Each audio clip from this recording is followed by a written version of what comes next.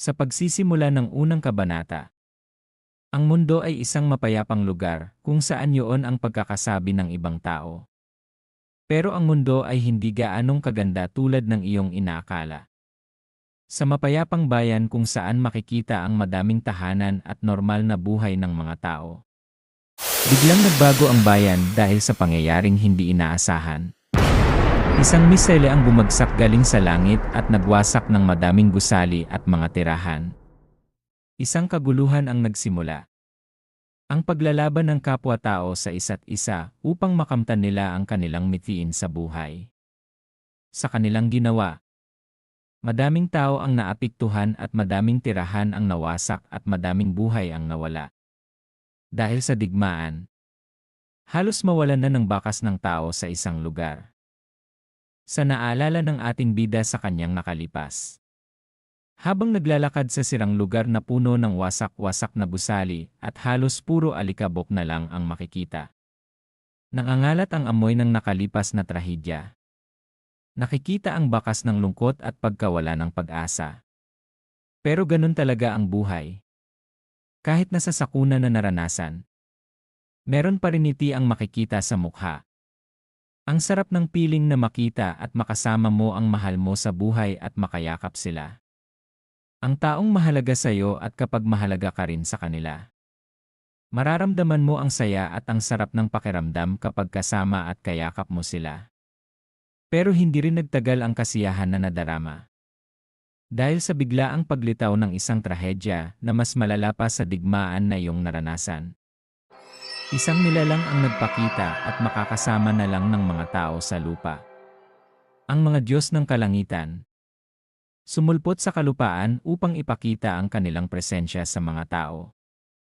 Magpapakita sila sa mga tao upang sabihin na sila ang magiging tanglaw ng mundo. Darating din sila upang ipakita kung kanino ka dapat sumamba. Ipapakita nila sa iyo kung sino ang dapat na namumuno sa mundo at sino ang dapat na tawaging pinuno. Dumating sila upang ipaalam na sila ang gagabay sa atin. Sa pagdating ng mga Diyos sa mundo, ang mga tao ay nagtipon upang makinig sa pahayag ng Diyos na nasa kanilang harapan, na ang mundo ay babaguhin at bubuuhin ulit ng panibago sa pangalan ng kanilang ibibigay.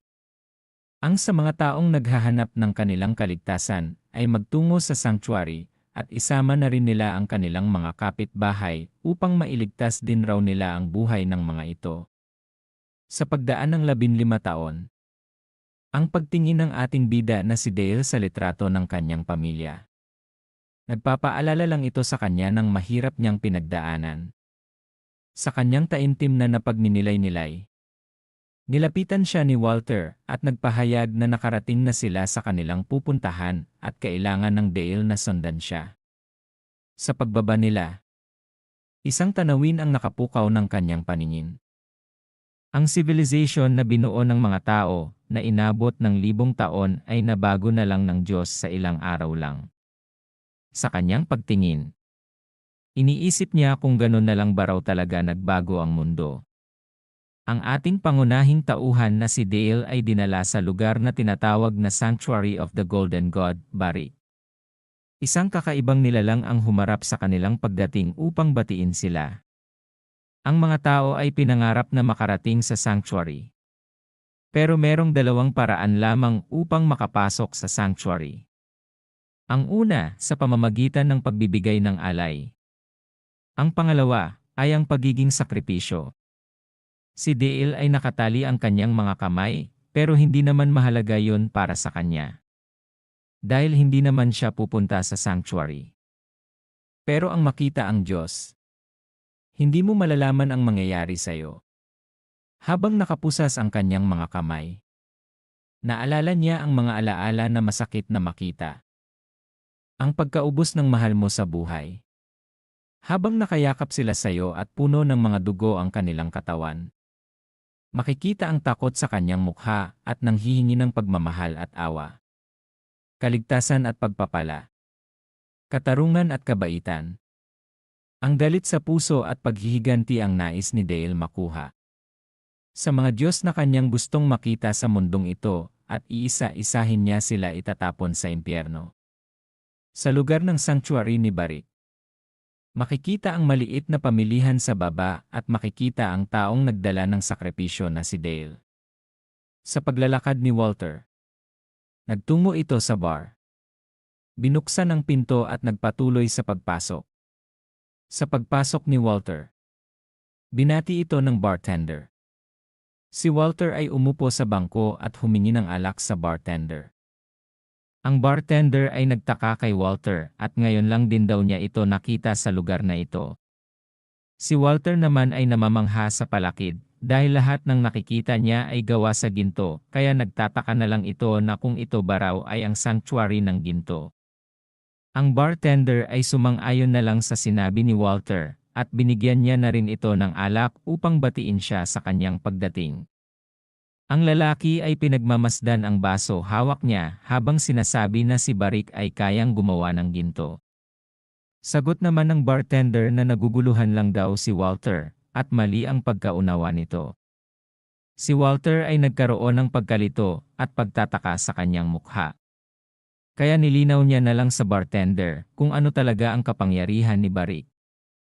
Si Barik ay mayroong kakayahan ng transmutation kung saan kaya niyang baguhin ang isang bagay katulad na lang ng gawing ginto ang hindi ginto. Habang ang lalaki naman ay merong pa rin pagtataka sa basong hawak niya. Ilang ng bartender na kung magagalingan raw si Barik sa kanyang mga inaalay. Mabibigyan din daw siya ng madaming regalo. Kahit na hindi niya raw magustuhan ang ibinigay mong sakripisyo. Magkakaroon ka pa rin daw ng maliit na gantimpala dito. Si Walter ay puno ng kanyang katanungan at inalam pa niya kung ano ang ibig sabihin ng bartender at ano ang pinagkaiba nun. Sagot naman ng bartender na merong kakaibang hilig si Barik na kung saan nangungulikta siya ng artworks. Artworks na gawa sa tao. Katulad ng kanyang artwork number 216 na isang sumasayaw na matanda. Tapos ang artwork number 1087, ang batang umiiyak ng pagdadalamhati. Ang paglipat ng eksena sa loob ng sanctuary kung nasan si Barik at si Dale. Si Barik ay ipinapakita ang kanyang mga kakaibang collection at pinapaalam kay Dale kung nagustuhan niya ba raw ang kanyang mga collection. Walang sagot naman ang nangyari kundi katahimikan ang bumalot sa paligid. Sa hindi pagsasalita ng Dale dito, sinabi ni Barik na bakit raw hindi nasagot si Dale sa kanyang tanong. Hindi ba raw ito interesado sa mga pinakita niya? Si Dale naman ay wala pa rin sinasabi at lungkot lang ang nasa kanyang mukha. Habang si Barik naman ay hindi na natuwa sa nangyari at nawalan na rin ng gana sa kanyang artworks. Kaya binitawan na lang niya ang kanyang artwork. Sa kanyang pagbitaw, tumama ito sa sahig at nabasag sa madaming piraso.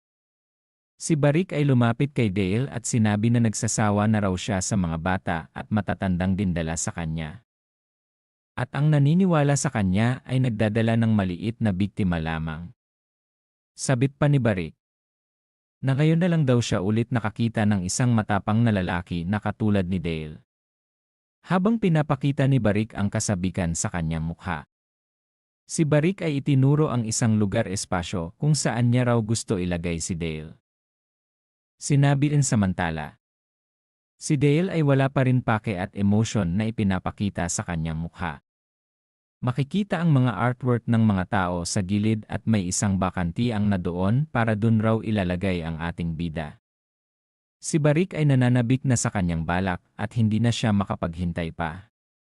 Habang pinagmamasdan ni Barik ang kanyang mga artwork, bigla na lang siya napatigil at pinagmasdan ng mabuti ang kanyang mga artwork. Sa kanyang pagmamasid, naisip niya na kailangan niyang mag-iwan ng 2 bakante. Habang si Dale naman ay nagtataka sa sinabi ni Barik at wala na lang masabi sa kabaliwan nito. Si Barik ay ipinaalam kay Dale na hindi raw ba ito nagtataka na parang may kakaiba sa kanyang mga collection. Ang lahat raw ng kanyang mga collection ay mayroong pinsala kung saan saang parte ng katawan nito. Dahil ang mga tao ay sinasaktan ang bawat isa. Walang tao ang hindi pumapalag upang madala lang kay sa kanya upang gawing sakripisyo. Ngayon lang din raw siya nakakita ng katulad ni Dale na hindi man lang nag-aalala sa kanyang buhay. Sabay lapit ng kanyang mukha kay Dale. Si Barik ay lumapit kay Dale na mayroong nakakatakot na ekspresyon sa kanyang mukha. Sinabi ni Barik kay Dale na kung kasamahan ba raw ito nung lalaki na nagdala sa kanya dito. Samantala, sa loob ng bar, nalaman ni Walter na kailangan mong isakripisyo ang iyong sarili para maging isang alay. Sa mga nalaman ni Walter, kumunikta agad siya kay Dale upang ipaalam kung ano ang kanyang natuklasan. Sinabi ni Walter na makinig raw si Dale sa kanyang sasabihin dahil ang kakayahan daw ni Barik ay ang transmutation. Hindi siya katulad ni Verisna at Crossell. Habang si Barik naman ay nagulat sa biglaang pagtunog sa may tainga ni Dale. Kinuha ni Barik ang nasa tainga ni Dale at mumiti ng nakakatakot ng ngiti. Si Barik ay nagsabi na hindi nagtagal, nakakarinig raw siya ng kwento tungkol sa mga taong hindi sumasamba sa kanila at pag-alagala lang raw ito sa labas ng banal na lugar. Hindi raw ba natatakot ang mga ito na magpakita sa kanya? Sabay wasak ni Barik sa communication ni Dale at dinurog ito sa madaming piraso. Sa loob ng bar, ang mga tauhan ni Barik ay tinutukan ng sibat ang kasamahan ni Dale na si Walter. Sinabihan ito na meron ba raw itong lakas ng loob. Habang si Walter naman ay napasabi na lang na nahuli na raw siya. Sa eksena ng dalawa sa loob ng sanctuary, sinabihan siya ni Barik na subukan raw ni Dale kung ano ang kaya nitong gawin sa kanya. Sabay labas ng gintong liwanag sa kanyang daliri. Nilagyan ni Barik ang katawan ni Dale ng kanyang mahika upang gawing ginto ito. Habang si Dale naman ay hindi man lang nag-aalala sa mangyayari sa kanya. Si Barik ay nagsalita at sinabing kailangan na raw ni Dale magmadali. Dahil sa loob ng 5 minuto ang kanyang katawan ay magbabago na ng tuluyan at magiging ginto na ito. Sinabi ni Dale kay Barik na nalaman niya na raw ang gusto ni Barik. Ang ikulong ang kaluluwa sa ginto at kunin ang kaluluwa ng mga ito paunti-unti bilang kanyang kapangyarihan. Kaya sinabi na lang ni Dale na ano kaya ang gagawin sa kanya ni Barik. Dahil wala naman siyang kaluluwa, kahit tingnan pa raw niya ito. Sabay bigay ng nakakatakot na ngiti kay Barik. Sa sinabi ni Dale kay Barik, bigla na lang itong nagtaka kung ano ang ibig nitong sabihin sa kanya. Nilagay ni Barik ang kanyang daliri sa noo ni Dale upang malaman kung totoo ba ang sinasabi nito. Pinagalaw niya ng mabilis ang kanyang daliri sa noo ni Dale upang bumukas ng maliit na butas papunta sa kaloob-looban ng katawan nito. Sa kanyang ginawa, si Barik ay hindi makapaniwala sa kanyang nalaman dahil si Dale ay wala ngang kaluluwa. Habang si Barik ay nagulat sa kanyang nalaman, si Dale naman ay nagbigay ng masamang ngiti kay Barik. Sabay sabi nito na ang kanyang kaluluwa ay ibininta na niya sa iba. Ibininta niya ang kanyang kaluluwa sa isang nilalang na may kakayahang pumatay ng mga Diyos. Sa nilalang na namumuno sa lahat ng masasamang demonyo sa mundo. Ibininta niya ang kanyang kaluluwa sa tinatawag na void. Si Barik ay tinanong si Dale kung anong klaseng walang kwentang nilalang ang kanyang pinagsasabi. Hindi pa rin daw siya nakakakita ng ganoon. Si Barik ay nag-isip na kung ano na lang ang kanyang gagawin kay Dale. Dahil wala naman si Dale raw ang gagawin niya kay Dale dahil wala itong kaluluwa. Si Barik ay humanda ng isang malakas na atake upang patayin si Dale dahil wala naman raw itong pakinabang sa kanya. Ang kanyang kamay ay bumubuo ng gintong liwanag na pumapalibot sa buong kamay nito. Sa pagkabuo ng kanyang enerhiya, nagbigay siya ng malakas na suntok kay Dale. Sa lakas ng kanyang ataking ginawa, makikita ang pagkawasak ng sahig. Sinabi ni Barik kay Dale na walang ganong nilalang na kayang pumatay ng Diyos. Si Dale naman ay nakahiga lang sa sahig at wala pang nangyayari dito dahil normal na suntok pa lang naman ang ginawa ni Barik. Habang nasa mukha ni Dale ang kamay ni Barik, nagbuo si Barik ng gintong liwanag upang ipagpatuloy ang kanyang ataking ginagawa kay Dale. Sa kanyang ginawa, malakas na atake ang nangyari na halos umakyat na sa langit ang liwanag. Sa pag-alis ng liwanag, Makikita ang atake ni Barik kay Dale ay nagbigay ng malaking sira sa kanyang katawan. Nawala na ang kanyang ulo at ang kabili niyang kamay. Habang si Barik naman ay sinabing walang paraan upang patayin silang mga Diyos. Sa pagsubok ng kanyang kakayahan at pagsuway sa kanya, makakakuha lang raw siya ng masamang kapalaran. Sabit pa niya na sa nakikita niya raw kay Dale ay hindi normal na nilalang dahil base sa nangyari sa kanya. Si Dale ay isa raw siguro sa Godskin. Si Barik ay tinawag ang kanyang Grand Priest upang ipaimbestiga kung kaninong Godskin si Dale. At mabilis naman na sumang-ayon ang Grand Priest dito. Sambit pa nito na mukhang merong God ang nanonood sa mga taong hindi naniniwala sa kanila. Kaya sinabi niya na dalahin din raw si Walter na nagdala kay Dale sa kanyang harapan. Ang Grand Priest naman ay nabigla sa kanyang nakita dahil si Dale na binigyan ng malakas na atake ay bumangon sa likuran ni Barik habang nabubuo ulit ang katawan nito at ang mga pinsala na tinanggap nito ay gumagaling na. Ang Grand Priest ay tinawag ang kanyang Panginoon, kaso huli na ito kasi nagsalita na rin si Dale. Tinanong ni Dale kung bakit wala raw paraan upang patayin ang God. Kaya gusto niyang malaman kung hanggang saan raw ang paniniwala ni Barik. Hinawakan ni Dale si Barik sa kanyang balikat at ipinalabas ang kanyang demon na si Fabaka. Si Fabaka ay ang demonyong nag-aapoy at may mataas na kakayahan ng apoy. Si Dale ay biglang nagbago ng anyo at naging halimaw ang kanyang katawan dahil sa pagsanib ni Fabaka dito. Hinawakan niya si Barik ng mahigpit sabay labas niya ng malakas na apoy upang patayin ito. Si Barik ay napasigaw na lang sa sakit na kanyang nadarama. Ang kanyang balikat at hanggang sa kanyang mukha ay tinutupok na ng apoy. Sa nangyari kay Barik, lumapit ang mga bantay nito kay Dale at sinabi ni Barik na patayin na raw si Dale habang si Dale naman ay nagbigay ng espasyo upang lumayo kay Barik. Sa kanyang pag-atras ng kunti, inilabas naman niya ang demonyong si Braz sa kanyang pagpapalabas kay Braz. Mararamdaman ang lakas na pinapalabas nito. Inatake na ni Dale ang mga gwardya gamit ang kakayahan ni Braz. Ang mga gwardya ay nahati sa madaming mga piraso dahil sa atake na kanyang ginawa. Si Dale ay napasukan ng dugo dahil sa mga kakayahan na kanyang ginamit. Ang kakayahan ni Fabaka na apoy at ang kakayahan ni Braz na humiwa ng mabilis at wala kang mararamdaman dito. Si Dale ay nakararamdam na ng sakit na walang katulad. Pero ang sakit na kanyang nararanasan ay kaya niyang tiisin ito. Si Barik ay lumipad sa ere upang ipakita ang kanyang kakayahan. Hinihigop niya ang mga kaluluwa ng mga tao na ginawa niyang ginto upang ibalik ang nasira sa kanyang katawan. Ang laban ng dalawa at ang pagpatay ni Dale sa mga gods ay magsisimula na. Ang kanyang pagharap kay Barik. Si Dale ay nagbigay ng ngiti habang iniisip niya na hindi niya kayang patayin si Barik ng kanyang meddemon lamang. Kaya wala na si Dale pagpipiliin kundi humiram ng kapangyarihan sa mga pinuno ng impyerno. Ipapakita niya kay Barik ang totoong impyerno. Samantala sa loob naman ng bar, ang kasamahan ni Dale ay nakaupo sa tumpok na bangkay at tinatanong nito kung ano na raw ang ginagawa ni Dale sa ngayon. Habang nakahiga si Dale sa mga damit ng kanyang pamilya, isa-isa niyang naalala sila.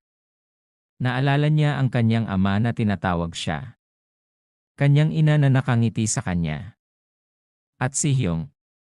Minulat niya ang kanyang mata ng dahan-dahan. Sabay hinawakan niya ang damit upang pagmasdan ito ng maigi. Hindi nagtagal. Habang hinahawakan niya ang damit ng kanyang pamilya, hindi niya naiwasang maiyak sa nangyari sa mga ito. Dahil ang sakit talaga mawalang ng mahal sa buhay. Sa kanyang pagdurusa, biglang dumating si Walter sa kanyang harapan para iligtas siya nito sa kanyang pagdurusa. Kinausap siya ni Walter upang sabihin na nawalan raw si Walter ng mahalaga sa kanya. Hindi na raw yun bago sa kanilang mundo ngayon dahil ang mga tao ay nanguhuli ng kapwa-tao para lang makapasok sa sanctuary. Ang mga tao ngayon ay naging biktima na ng mga Diyos sa para lang sa kanilang kasiyahan. Ang mundo ay naging impyerno na. Sabay tanong nito kay Dale kung ano raw ang palagay nito. Mababago pa ba raw ang mundo sa kasalukuyan? Sagot ni Dale na ang mundo ay kaya pang baguhin. Ang ganitong mundo ay kailangang wasakin at baguhin. Sinasabi ito ni Dale habang pumapatak ang luha sa kanyang mga mata. Sinabi ni Walter na ang mundo ay dapat talagang baguhin at buuhin ulit ng panibago. Pinakilala ni Walter ang kanyang sarili.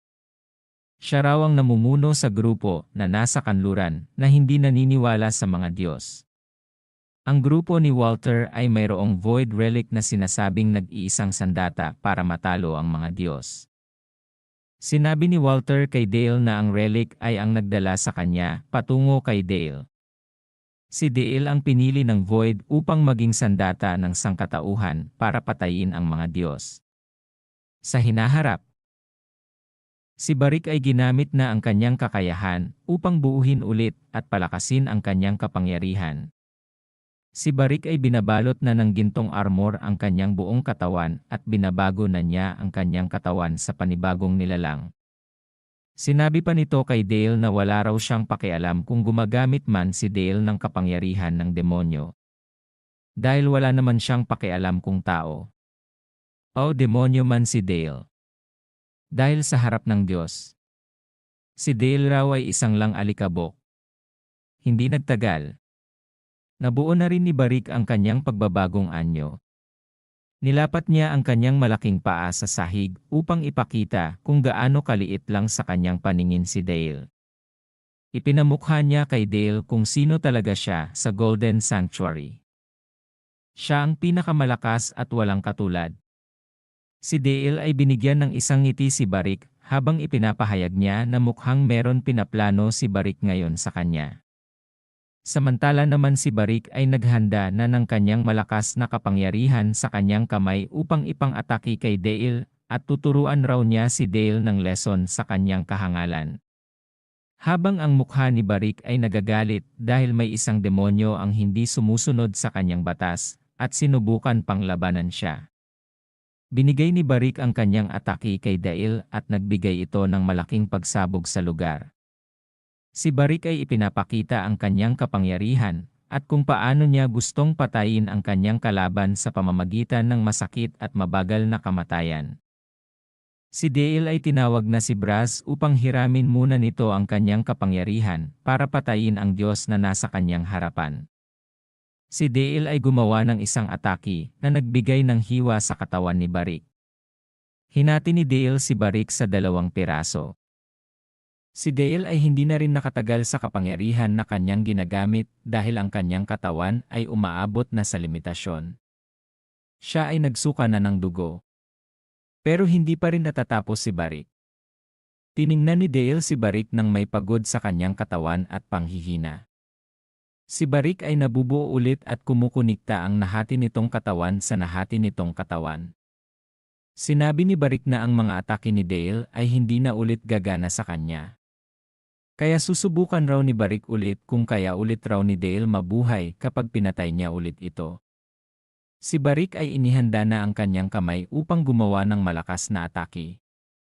Ang paligid ay nayayanig sa ginagawa ni Barik. Pagkatapos nito buuhin ang kanyang atake. Ibinigay na niya ito kay Dale at ipinatikim ang kanyang malaking kamao. Sa ginawang suntok ni Barik, ang sahig ay nawasak at ang paligid ay nagsimula ng gumuho. Ang mga tao ni Barik at ang Grand Priest ay natatakot na sa nangyayari dahil nasusubrahan na raw si Barik sa kanyang ginagawa. Kapag pinagpatuloy pa raw ni Barik ang ginagawa niya, ang sanctuary raw ay masisira na ng tuluyan. Sa pagpapatuloy ng atake ni Barik, ang mga tauhan nito ay nagsitakbuhan na dahil nawawasak na ang sanctuary. Habang sa labas naman, ang mga tao ay naguguluhan na sa nangyayari. Nagataka sila kung nagkakaroon ba raw ng lindol o kaya naman raw ay kagagawa ni Barik ang nangyayari ngayon. Samantala, sa loob ng bar, si Walter ay tinapos na ang mga alagad ni Barik. Habang bumababa si Walter sa mga bangkay ng alagad ni Barik, ang bartender ay napaupo na lang sa takot at gulat. Hindi malaman ng bartender kung ano ang nangyayari dahil nakikita niya sa kanyang harapan ang mga alagad ni Barik na bagsak na lahat.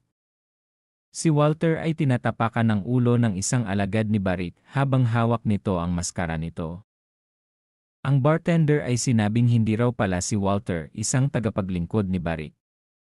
Si Walter raw ay isang traitor. Sambit pa niya na kaya raw nagagalit na si Barik dahil sa kanilang mga non-believers. Si Walter ay malalim ang iniisip habang hawak ang maskara na kanyang kinuha. Sinabi niya na bago mapunta ang bartender sa lugar na ito. Naging isang mangangaso rin daw ito.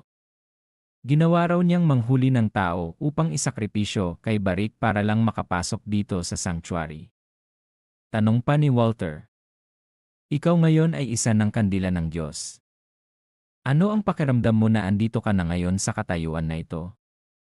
Hindi naman nakasagot ang bartender sa tanong ni Walter. Dahil ang bartender ay nagulat sa nangyayari sa kanya dahil ang kanyang kamay ay bigla na lang naging ginto. Sinabi pa ni Walter sa bartender na hindi raw sila itinuturing na tao ng mga Diyos. Dahil para sa kanila, ang mga taong sumasamba sa kanila ay isang baboy lang na nag-intay ng kanilang kamatayan. At para sa mga Diyos, isa lang silang pagkain sa mga ito. Samantala, si Walter naman ay tumalikod at naglakad na papuntang pinto. Hinawakan na ni Walter ang hawakan ng pinto upang buksan ito. Si Walter ay lumabas na sa bar habang dala ang kanyang bag na malaki.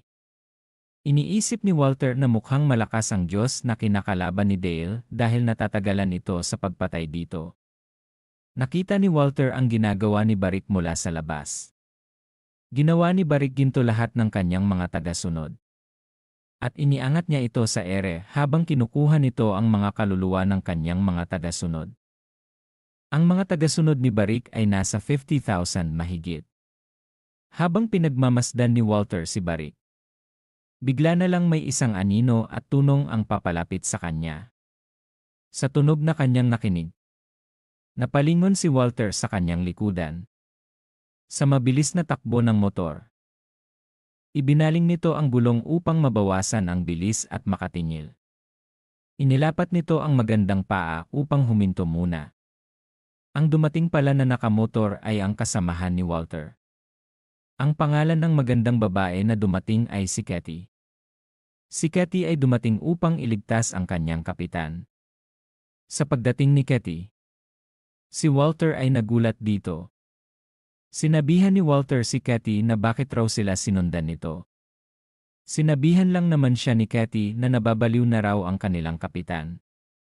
Sa loob ng 5 taon, wala man lang raw pagpaparamdam sa kanila ito.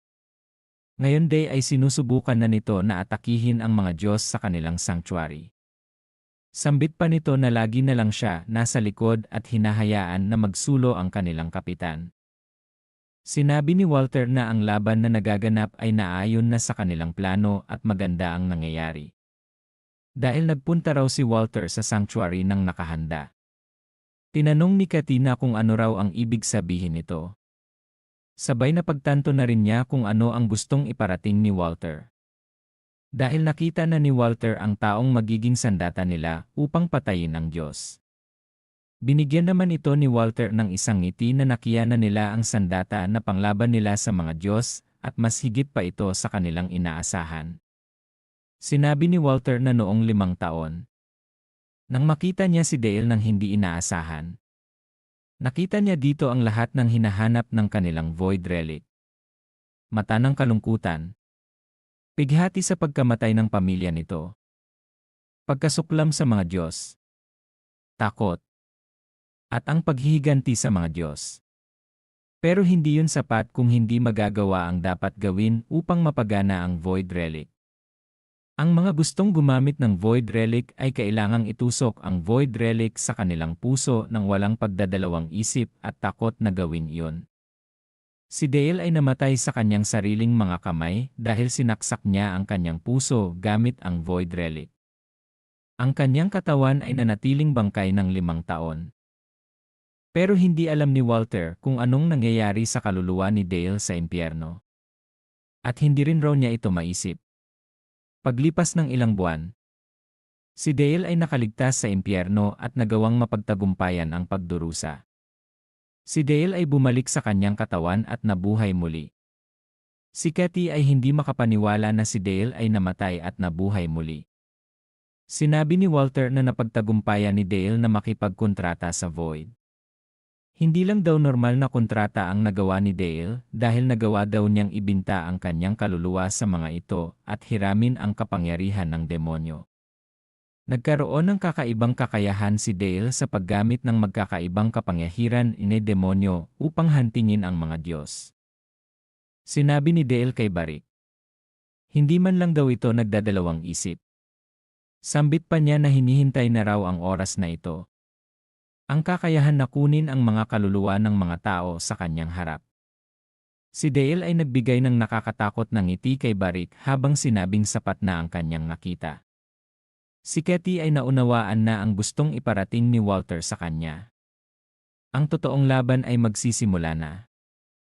Ipapakita na raw ni Dale ang totoong kapangyarihan niya na papatay sa mga Diyos. Si Barik ay nagulat sa kanyang nakita.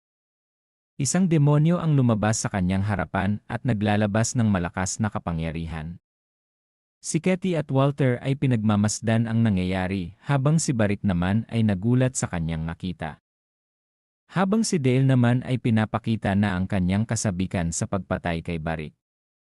Gusto na niyang makita ang sinasabing Golden Authority na sinasabi raw ni Barik. Si Dale ay handa ng manghuli ng Diyos ngayon. Sinabi na niya sa demonyo na lumabas na ipahiram na sa kanya ang kapangyarihan nito. Ang demonyong lumabas sa kanilang harapan ay si Agni, ang hari ng apoy sa impyerno. Siya ang namamahala sa infernal hell. Inilapit na ni Agni ang kanyang daliri kay Dale upang ipahiram na nito ang kanyang kapangyarihan. Ipapakita na ang tunay na kapangyarihan ni Dale na nakuha niya sa impyerno. Sa pagbibigay ni Agni ng kanyang kapangyarihan. Ang ulo ni Dale ay nag-aapoy na at nasusunog na rin ang buong katawan nito. Makikita ang kuruna ni Agni na lumalapat na sa ulo ni Dale. At ang totoong kapangyarihan ng Demon King ng Void ay ipapakita na sa pamamagitan ng sariling laman ni Dale. Makikita ang malaking pagbabago kay Dale. Si Dale ay naging isang nag-aapoy na hari ng demonyo ngayon sa pagsanid ng kapangyarihan ni Agni sa kanya. Sa pagtatapos ng pagbabagong anyo ni Dale, lumapag siya sa lupa at ang lupa ay naging labana at nagbigay rin ito ng malakas na tawa. Si Dale ay ginamit na ang nag-aapoy ng kamay upang atakihin ni Barik. Sinugod na ni Dale si Barik habang nagbibigay ito ng demonyong tawa.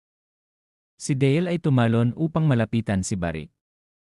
Habang si Barik naman ay ginamit ang kanyang malaking kamay upang dakmain si Dale na nasa ere.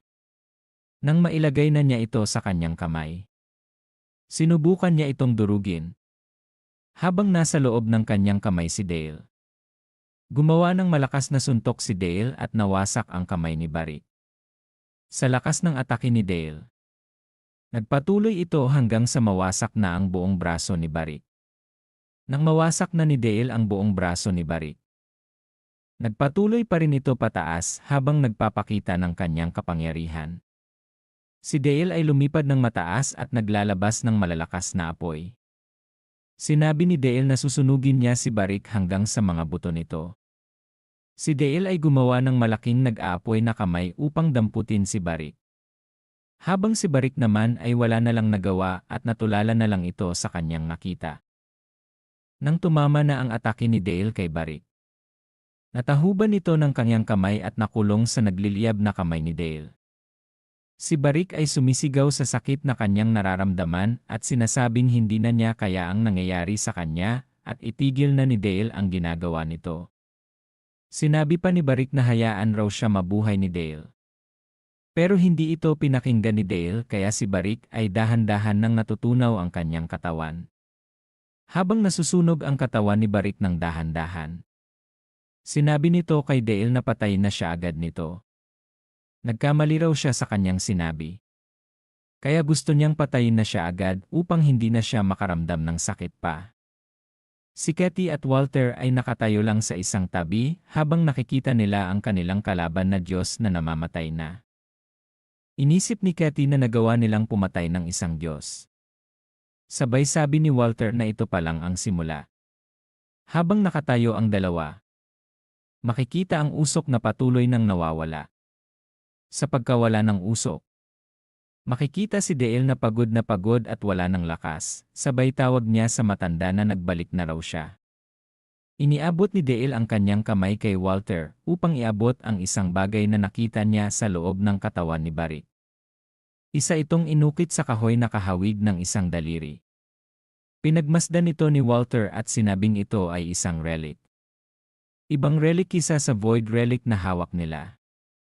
Naisip ni Walter na baka ang mga god ay humihiram din ng kapangyarihan sa ibang realm gamit ang mga relic. Sinabi ni Dale habang nawawalan nito ng malay na mukhang tama ang kanyang hinala na ang mga Diyos ay humihiram din ng kapangyarihan. Pero ang Diyos na ito ay mahina. Pagkatapos ni Dale sabihin ang gusto niyang ipahayag, bumigay na ang kanyang katawan sa pagod. Bumagsak na siya sa lupa at nawalan na ng malay.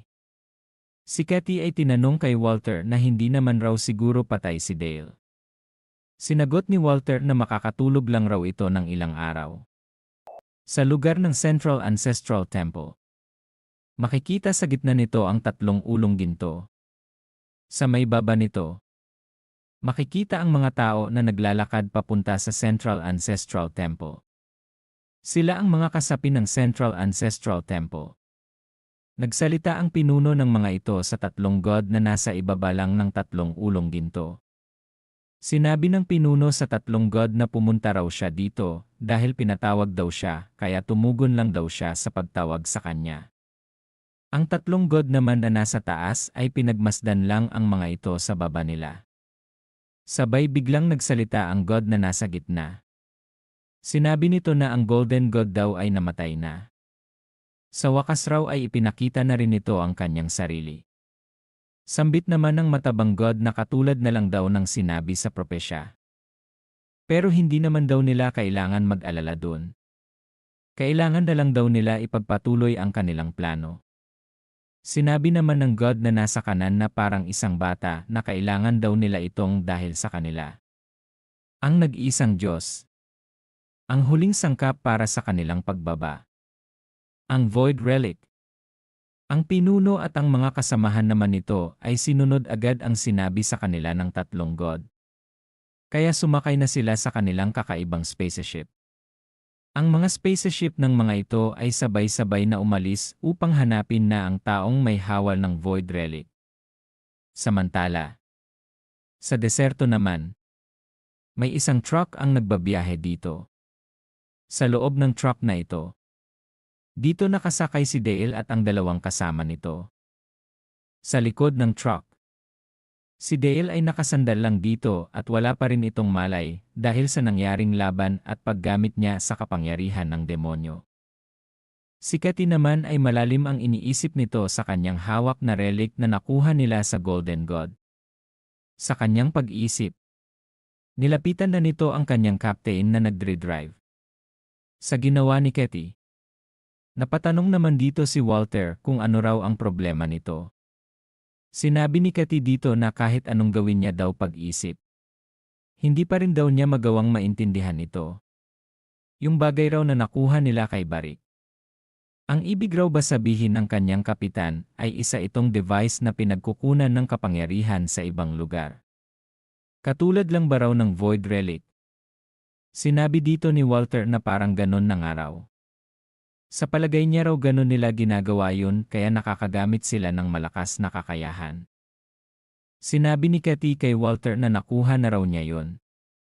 Pero ang hindi lang daw niya makuha ay bakit daw tinanggap na lang ni Walter ng ganon na lang ang bagay na yun. Kahit na raw ang paniniwala nito sa Void Relic noong 5 taon. Sambit pa nito na hindi naman daw ganong tao si Walter. Hindi naman daw ito naniniwala ng mabilis sa mga bagay na mahirap paniwalaan. Si Walter ay napatahimik na lang sa mga pinagsasabi ni Katie sa kanya. Sinabi pa dito ni Katie na ano raw kaya ang dahilan ni Walter. Meron raw siguro itong hindi nito sinasabi na isang bagay. Hindi na nakapagtiis pa si Walter, kaya sinabi niya kay Cathy na sasabihin niya na raw niya ito sa kanya. Ang dahilan kung bakit siya naniwala sa bagay na mahirap paniwalaan. Noong panahon daw bago magsimula ang huling digmaan. Isa raw yung senior researcher sa mega corporation sa East. Sa research facility daw nila. Merong isang lugar na sobrang kakaiba. Isang sekretong lugar na pinagbabawalan ang lahat ng empleyado na pumunta dun kahit pa raw siya na isang senior researcher na. Pero isang araw, nagkaroon raw siya ng pagkakataon na makapasok dahil nakita niya raw na bukas ang pinto. Dahil daw sa kanyang pagiging interesado dito. Hindi na niya raw napigilan pa ang kanyang sarili kaya pinasok na niya ito. Sa kanyang pagpasok sa loob, nagulat siya dito at napatanong na lang kung anong klaseng lugar ba raw ito. Sa loob nito, mas lalo raw naging kakaiba. Ang kakaibang kwarto na may hindi tiyak na layunin. Si Walter ay pinagmasdan ang buong paligid. Napatanong na lang siya kung anong hindi tiyak kung ano ang ibig sabihin ng mga misteryosong mural sa mga pader. Merong isang printer stud na nagsusulo sa loob ng kwarto na ito. Meron din mga dokumento na kakaiba at nakakalat lang sa sahig.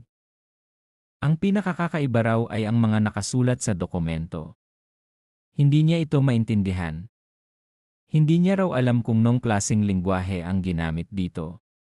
Para raw itong isang fantasy novel na merong genre na imposible na madiskobre. Hindi niya raw kasi talaga maintindihan ang mga sinasabi dito.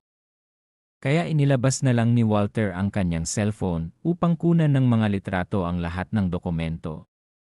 Pagkatapos niya raw kunan ang lahat at gusto niya nang lumabas ng kwarto. Bigla na lang may panibagong dokumento ang lumabas sa printer. Kaya kinuha niya ito at pinagmasda. Sa kanyang pagmamasid, hindi niya rin ito maintindihan dahil ito ay puro numero.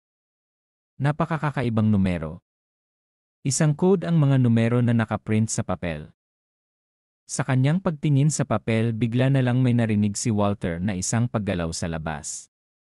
Kaya nagmadali raw siyang kunin ng papel na puro numero ang nakasulat.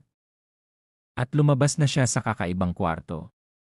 Iniabot ni Walter ang kanyang cellphone kay Cathy ay sinabi nito na itong cellphone na raw na ito nang ginamit niyang pangkuha ng litrato sa mga dokumento. Si Cathy ay kinuha ang cellphone na iniabot ni Walter sa kanya at tiningnan niya ang mga litrato na kinuha nito. Napasabi na lang si Cathy na yun daw pala ang mga dokumento na nakuha ni Walter sa oras na yun. Noong una niya raw ito nakita, inakala niya raw na isang basurang novel lang ito. Sabay tanong niya kay Walter kung nalaman na raw ba nito ang mga nakalagay sa dokumento na yun. Sinabi ni Walter na hindi lang daw isang sabi-sabi yon dahil isang tadhana ang mga nakalagay sa dokumento na kanyang nakita. Ang huling digmaan na nangyari. Ang pagbaba ng mga Diyos. Ang paglabas ng relic ng void. At pati na rin ang mga demonyo. Sa oras na raw yun, ang mga nakasulat raw ay mahirap paniwalaan. Pero ang sinasabi sa dokumento na yun ay nangyayari lahat ng wala man lang sablay. Sabay tanong ni Cathy tungkol naman daw sa mga numero na kanyang nakita.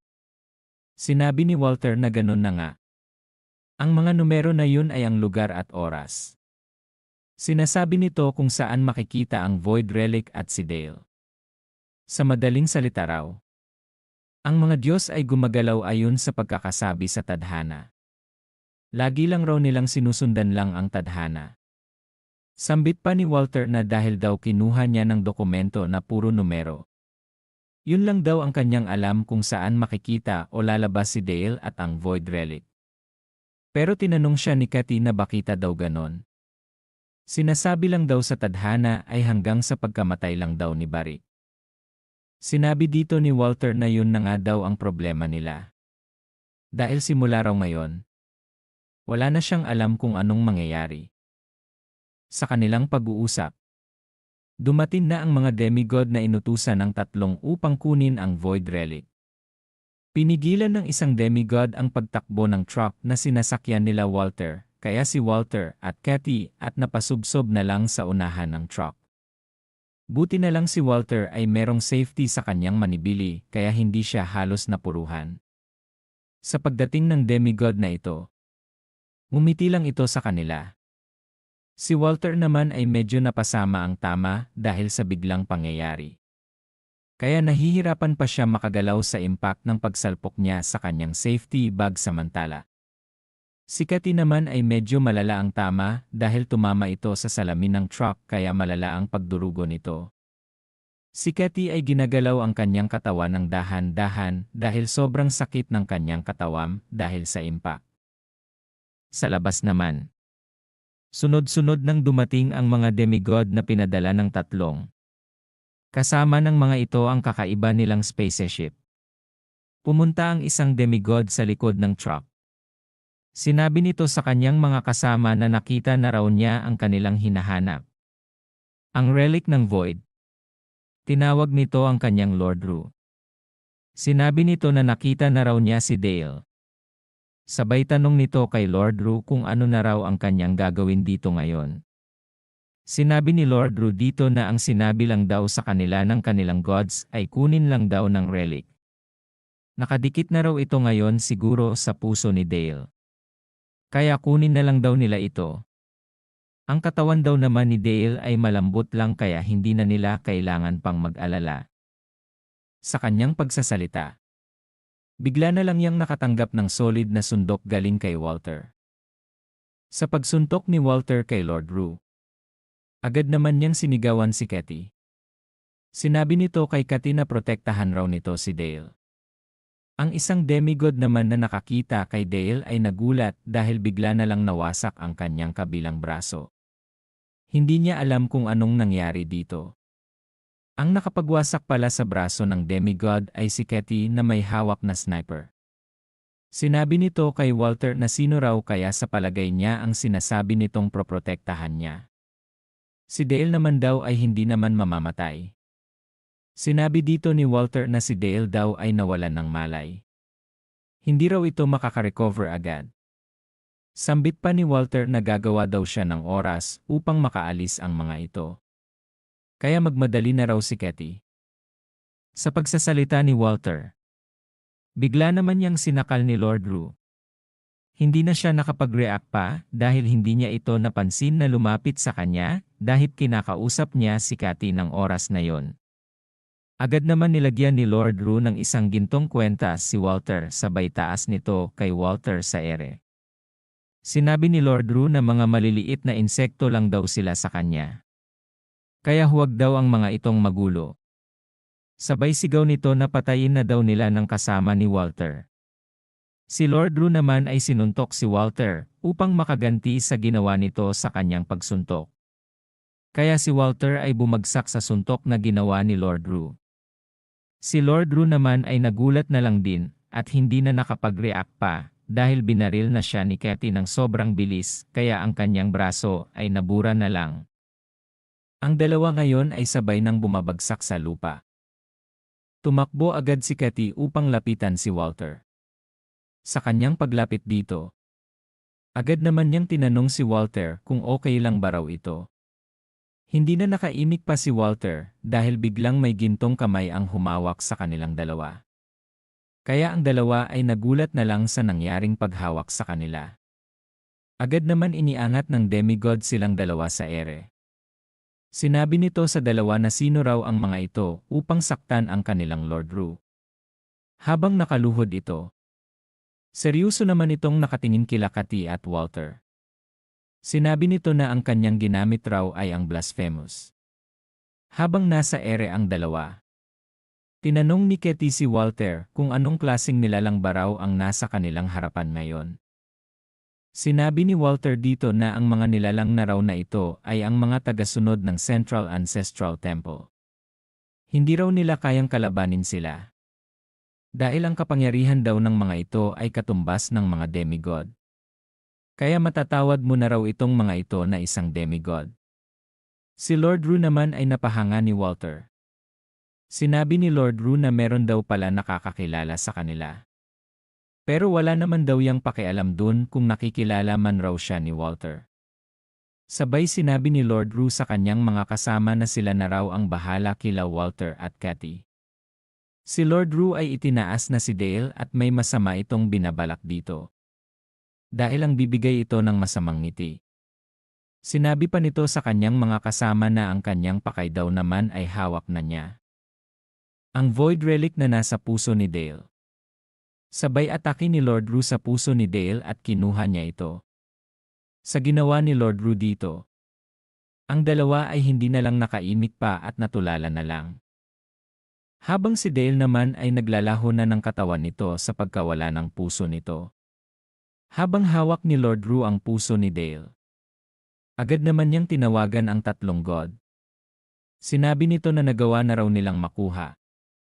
Kaya mabalik na raw sila agad upang ibigay sa mga ito ang relic. Sa Central Ancestral Temple naman, ang nasa gitnang god ay nagsalita at sinabi nito na nakuha na raw pala nila ang void relic. Pero parang may mali raw dito. Sinabi naman ng matabang god na lagi na lang raw itong nag-aalala. Anong klaseng god daw ito kung lagi na lang ito mag-aalala ng sobra? Sinabi naman ng isang god na parang bata na parang may hindi raw talaga tama dito dahil nakuha lang nila ng ganon-ganon lang ang relic. Sabay sambit ng tatlo na ang tadhana raw na nakasulat ay matatapos na dito. Wala na raw hinaharap pa. Si Lord Rue ay nagtataka sa nangyayari sa pusong hawal niya dahil bigla na lang ito naglakaho. Hindi niya raw alam kung ano ang nangyayari dito. Kaya napaisip na lang si Lord Rue na baka naman raw merong isang bagay ang gumugulo sa kanila. Kaya bigla na lang niya naalala kung ano nga raw ba yung sinabi sa kanila. Sabay na alala na rin ni Lord Rue, ang Master of the Void. Si Lord Rue ay pinagmamasdan ng langit dahil mayroong madaming kamay ang lumalabas dito kaya ang kasamahan nitong demigod ay napatingin na din dito. Hindi nagtagal. Inatake na si Lord Rue ng mga kamay. Humawak ito sa kanya at utay-utay na siyang nilalamon nito kaya si Lord Rue ay napapasigaw na lang sa kanyang nararamdaman. Hindi nagtagal si Lord Rue ay nawala na sa ginawa ng nilalang na lumabas. Sinabi ni Walter na ang nilalang na lumabas raw ay sobrang delikado. Hindi raw ito isang Diyos. O kahit na isang demonyo. Ito ay isang nilalang na hindi kilala ang pinagmulan. Ang dalawang demigod naman ay hindi nakagalaw dahil natulala na lang ng dalawa nangyari. Kaya pala natutulala ang dalawa dahil sa isang nilalang na nasa kanilang harapan. Ito pala ang nilalang na tinatawag na void. Ang pinakamalakas sa lahat ng Diyos.